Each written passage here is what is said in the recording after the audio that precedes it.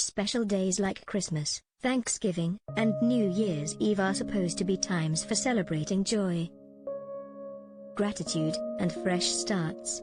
But sometimes, these events can get horrifically turned upside down. Homicide for the Holidays, which has new episodes airing Friday, October 7th and October 14th, at 9/8C on Oxygen, offers chilling reminders of this fact. In advance of the upcoming new episodes, we look back at the show's most shocking cases. 1. Christmas tree farmers cut down in cold blood. In Ethel, Washington, Ed and Minnie Morin were a beloved couple synonymous with the holidays thanks to their 120-acre Christmas tree farm. But on December 19, 1985, the couple, each in their 80s, vanished.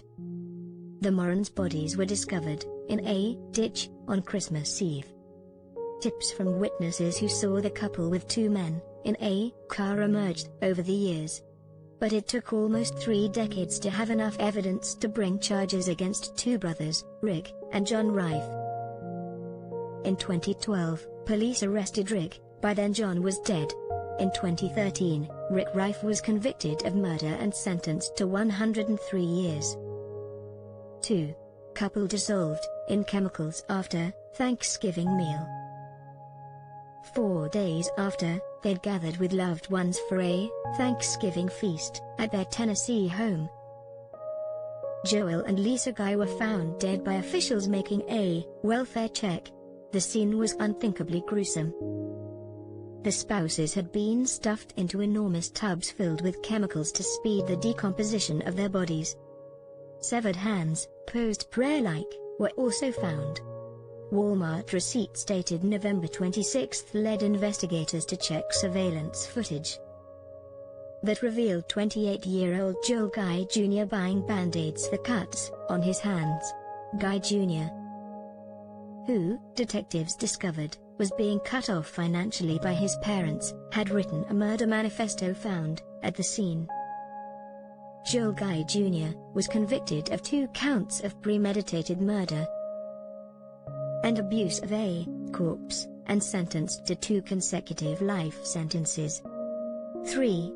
Christmas Day double homicide, actually a mistaken identity slay. In Locust Valley, Oklahoma, Jack and Elaine Denny, 60-something spouses, were happily retired and known as grandparents of the community.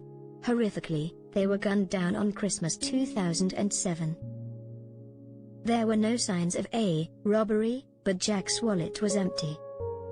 A year later, Justin Walker, who was behind bars for assault and battery, confessed to the slayings. Because his prints didn't match ones at the scene, he wasn't charged. But a decade later, a tipster told authorities that Walker admitted he committed the Denny murders because he thought his victims had abused his girlfriend. Walker said he'd gone to the wrong house and killed the wrong people. In court, Walker simply said he was on drugs. He pleaded guilty to 2 counts of second-degree murder. 4. Man in Santa Claus costume kills Incinerates family. On December 24, 2008, Joseph and Alice Ortega invited their 5 adult children and their families to celebrate Christmas Eve at their home in Covina, California. Joy turned to terror when Bruce Pardo, dressed as Santa Claus, entered the home. His contentious divorce from Sylvia Ortega had just been finalized. He started shooting with 2 handguns and set the house on fire with a flamethrower. One first responder called the scene apocalyptic. 9 people were killed, and others were shot and injured before Pardo turned a gun on himself. 5. Christmas Eve family slaughtered by own blood. On Christmas Eve 2007, in Carnation, California, the festive atmosphere was upended by gunfire. Michelle Anderson and her boyfriend, Joseph McEnroe, carried out plans to kill her parents because of money issues.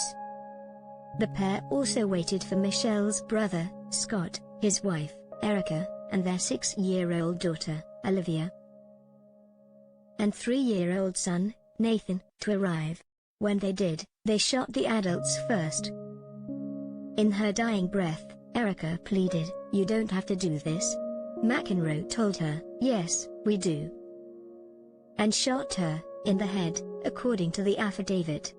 Michelle and McEnroe pleaded guilty and received life sentences.